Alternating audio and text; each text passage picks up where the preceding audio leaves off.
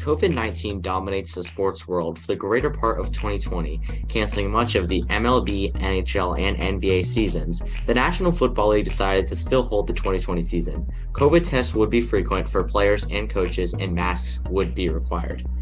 Players were given the opportunity to opt out of the season, but most decided to play and stay at the season. Not all that played were pleased, however, with this decision. Cleveland Browns wide receiver Odell Beckham was said, "I just feel like the season shouldn't happen, and I'm prepared for it not to happen, and I wouldn't mind not having it." The three-time Pro Bowler also discussed how he did not understand the restart. Beckham does have a point. Many other players across the league expressed their disapproval of the restart, saying it only puts players and their families in lots of danger. Things started off pretty well, however, when the seasons began.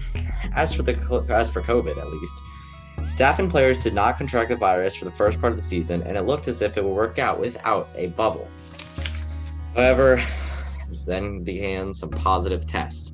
They started to become a trend. In 2019 Defensive Player of the Year Stephon Gilmore became infected, and so did his MVP quarterback, Cam Newton.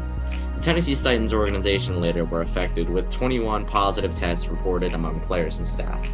The NFL did their absolute best to make sure that this didn't happen, but it actually ended up doing it. Schedule changes were inevitable, and it ended up having to happen. The Denver Broncos against the New England Patriots was later canceled, and then it was moved to a later date. That caused a lot of future games for other schedules of the Denver Broncos and New England Patriots to be shifted also. The Broncos Dolphins game got moved to. It definitely jeopardizes that game, and that's confirmed by many sources. In October 10th, more rules were put in place following the investigation of the Tennessee Titans organization following the outbreak. Consequences for violating these rules included fines and losses of future draft picks.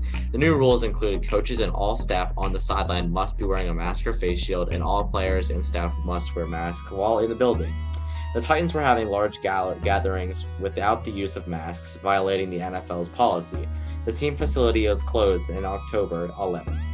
Head coach Mike Vrabel just said that he hopes that it will be opened up by Wednesday, as long as the tests keep coming back negative, which they have. So overall, Mike Vrabel is very confident that they will be back in the team facility soon, but the other issue that the NFL is facing is injuries to big-name players such as Christian McCaffrey, Nick Bosa, and Saquon Barkley. On Monday, June 27th, the NFL announced that all 4 preseason games for every NFL team would be suspended. This caused the players' bodies to be extremely unprepared for the NFL-level hits. Over the first few weeks, injuries spiked. ACLs were torn, shoulders were injured, and big-name talents were lost. Other countless superstars were hurt severely as well. Just this week, Dak Prescott was injured for a very, very serious injury, a compound fracture to his ankle that could have been blamed on recent lack of practices.